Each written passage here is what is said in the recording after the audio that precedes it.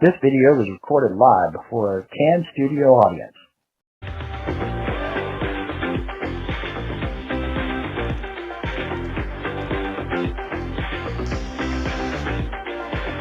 It's Friday Night Movie Reviews, and here they are, Chris and Keith. Hi. Hello. Thank you very much. Thank you very much. I'm Keith. I'm Chris. And this is Friday Night Movie Reviews. We're going to do something a little different tonight. Tonight we're going to be reviewing a movie that has been out for a while. And if you are of any generation close to where I am or where Chris is, then you will remember the old blockbuster movie places where you can go and rent the this is how old I am. You could rent the VHS cassettes. Oh yeah. That was my generation too. Some nights you just didn't feel like going to the movies, and you got your kids, you'd worked a hard week, just let them go rent a movie from the video store. So this is a part of our rental review series. Right. So this is Friday Night Rental Reviews, and the movie that we're going to be reviewing tonight is reminiscent of the movie that we actually just went and saw at the theater this past Friday night. The movie Aliens from 1986. 1986 with James Cameron directing it. That was, now listen, you want to talk about roller coasters? Man, Aliens was a roller coaster of a ride as far as movies go. Game over, man. Game over. I don't know if you've been paying attention, man, but we just got our kicked. That was a great movie. So many good lines. Bill Paxton, he was such a whiny character in that movie, but he did such a good job. So we're going to give you a brief overview of it. Basically, what has happened is this takes place like 80 years after the first movie. 80 years after the first film. Because she was in cryosleep for that. That's how long it took them to find her. Right. Because she was just floating in the vastness of space at the end of the first one. So they find Ellen Ripley, and they bring her back to Earth. Now, if you have the extended version of the movie Aliens, you're going to see some stuff that you don't see in the theatrical version. I recommend that version, by the way. I would recommend that you get the extended version and watch that, because it fills in so many of the gaps. You see that Ellen has a daughter that wasn't really even mentioned in the theatrical release. Yep. And that this daughter is now like 60 years old or something like that. Yeah, she was very old. And they use this as the basis to make the game Alien Isolation later on. In Alien Isolation, you actually take the role of Ellen Ripley's daughter, and you're going on a mission to find your mother because they found some records of the Nostromo.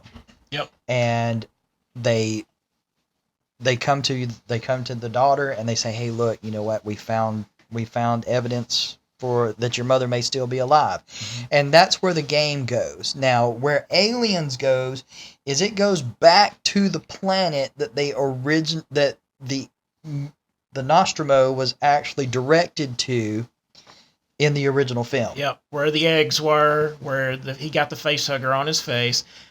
The Weyland-Yutani Company, in their infinite wisdom, decided to set up a colony there. Right. And terraform the planet. And what you find out later on in the film is they actually kind of did that on purpose. Yep. Because they found the records of this alien creature from Ripley's transmissions that she had sent back before they got her, and they went to this planet, set up a colony there, began terraforming it, but their ulterior motive was to actually get this creature and study it. Yep.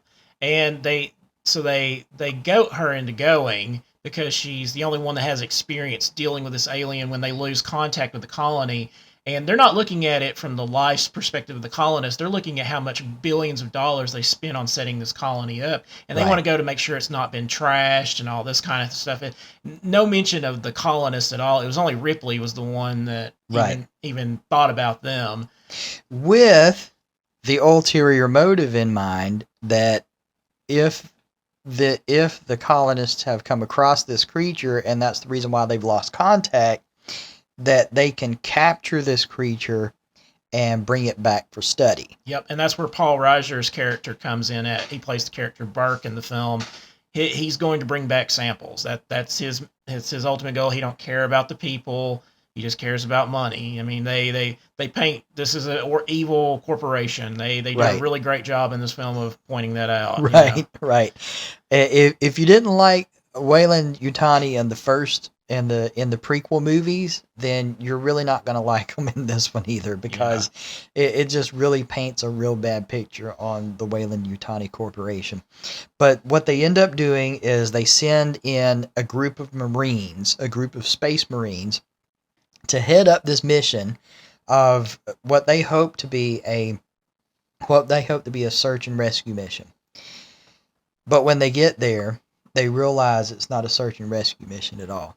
They realize that it is it would be a recovery mission, where all of the colonists are basically a lost cause. But now, just like we mentioned in the other review, they go in with this brilliant idea. Yep. Hey, we got this really good idea. Let's send these Space Marines in. They can handle anything. They'll go and they'll get the job done. Hooah! All that masculine energy and everything else. And all the big guns. And they go in with this brilliant idea, and one thing after another. It becomes a movie of survival. Just like in the other Alien films, one thing after another happens to turn a good situation terrible. And they end up, even with their big guns, even with their grenades, even with their turrets and all this other stuff, they end up having to survive. Because it's not just one alien now. What's the name of the movie? Aliens. It's plural. Multiple. And when we say multiple, we don't mean like, maybe about 5 or 6. No. The whole colony. One of these creatures is hard enough to kill by itself. There are literally hundreds of these things out there. And guess what? You find out close to the end of the movie, not only are there hundreds of these things, there are hundreds more of the little egg things that have those face huggers that come out and come after you. And there's hundreds of those. And they introduced the biggest thing, and it was lore building at the time. They introduced the idea of the Queen Alien. The Queen Alien, and she is humongous. And guess what? These aliens, they're not just your run-of-the-mill horror story kind of creatures. You know, these mindless drones that are running around. Every single one of these are super intelligent, and so is the Queen. And so you have these super intelligent, hard to kill, multiple aliens running around, and now you have the Queen, and there is this animosity that builds between Ellen Ripley and the Queen. Yep, because they're both mothers. That's the point where basically she was a mother, lost her child, grew up without her, and now she's become the surrogate mother to one of the survivors of the colony known as Newt. And the Queen has all of her babies, basically all the eggs, all the other grown aliens, all of those are hers. So you have mom against mom. So this movie's very maternal, which is, very impressive for the time. People always talk about like, well, where's the feminine representation in movies and stuff? Well, here you go. It's mom against mom. That's what it was. Aliens. Watch the movie Aliens if you want a strong, powerful, kind of feminine type movie, but is an action movie. this is how it's done. This is how it's done. And she has such a great supporting cast of characters. You know, the one that we were mimicking at the beginning was Bill Paxton's character, Hudson. He's basically the comic relief of the film. Wonderful actor. You know, we miss him greatly. He has the honor of being like one of two people that's been killed by an alien, a Terminator, and a Predator. Yeah, he sure has. He sure has. So you've got this big all-star kind of cast kind of thing going on. Michael Biehn as Yep, Hicks. as Hicks. He becomes the love interest, so there is a little bit of romance in this movie to kind of skip ahead, you know. Right. Between him and Ripley, there's a little bit of romance spark in there. Right. You have Vasquez, who is an awesome character in herself. She has this really great line in the film to Hudson, because he asks her a question and she answers, and she asks him the same question right back to his face. One of my favorite little scenes in the film. You know, he is through and through. Bill Paxton, just great comic relief. And then you have some of the other Marines. I don't remember the name. And also we're forgetting the android Bishop. Right. He's awesome. Right. You know, he was fortunate to have worked like Bill Paxton with James Cameron in Terminator as well. So both of them just came over and they literally did that. He did Terminator and then he immediately got this film. And this is still and Terminator hadn't even made the money yet and all this stuff. So they really took a chance on putting James Cameron on this film when they made it. But he did an incredible job. Yeah. Incredible job. Now, there is a lot of violence in this film. So if you do pop this into the DVD player, I would make sure that the kids are not around unless your kids are used to watching violent movies that have a lot of violence and a lot of language in them. Then maybe you can, but it's riddled with violence, riddled with language. Yeah, it was the 80s. This was the standard back then. You know, not really so much adult situations, No. but there was a lot of adult language in it. I mean, look, you're talking Marines here, people. Yeah. You're talking Marines. So think of Marine language, and this is Space Marine language. Yeah, so and they be prepared. They do some adult humor and language in the film. Right. But it is very action-packed, very, very action-packed. So if I were you... put the kids to bed. Yeah, put the kids to bed, watch this. There's some comedy in it because they do crack some jokes throughout the movie, but it's not a comedy. It's not a comedy movie. There's, he mentioned earlier, there's a little romance between Ripley and Hicks.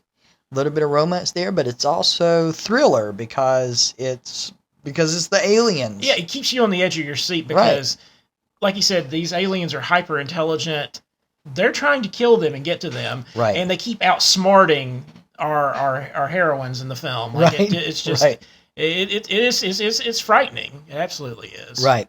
So as far as this movie goes in the franchise, this movie it calls back to the movie Alien because it takes place on LV-24. It takes place several years after the Alien film. It has Ellen Ripley in it. It has the Xenomorph in it. But as far as tying itself into the rest of the franchise, it's kind of a standalone movie. And even the movies that come after it don't really tie into it too much, except with brief mention. And I will say that, you know, this is only the second film in the franchise. They didn't know what was coming after this. They didn't know what connective tissue was going to form it. And that was really up to the movies after this one to do that. And Alien 3 and 4 failed miserably. At that. But like we reviewed in our other review, the movie Alien Romulus does call back to this movie as well. So it ties in with this. It ties it closely to the Alien movie, and it even ties it closely to the prequel movies, if you like those. I personally enjoyed this movie a lot. Oh, this movie has repeat value all over it. I have seen this movie multiple times. I've seen the extended version, which I think is called the special edition. I think that's what they call this one. Edition. And I own both both cuts. In fact, I think the version I have actually has both of them on there together, Mm-hmm. and you just pick or choose which one you want. But this one is worth your time because since it's a rental review, and you're going to be watching it on streaming or from your own collection, totally worth your time. This one's a repeater. Like I said, I've seen this movie. This is one of my favorite movies of all time. I can't speak more highly of this film. And I can't even tell you how many times I've actually just sat and watched it. And I'll just like go and pop this one in just by itself because it just has that, to me, it just has that much repeat value.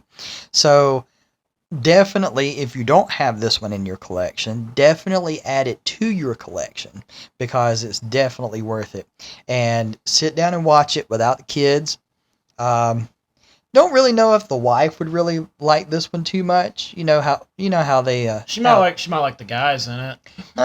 She might like the guys in it, but yeah, you know that's back when Michael Biehn was still in right shape.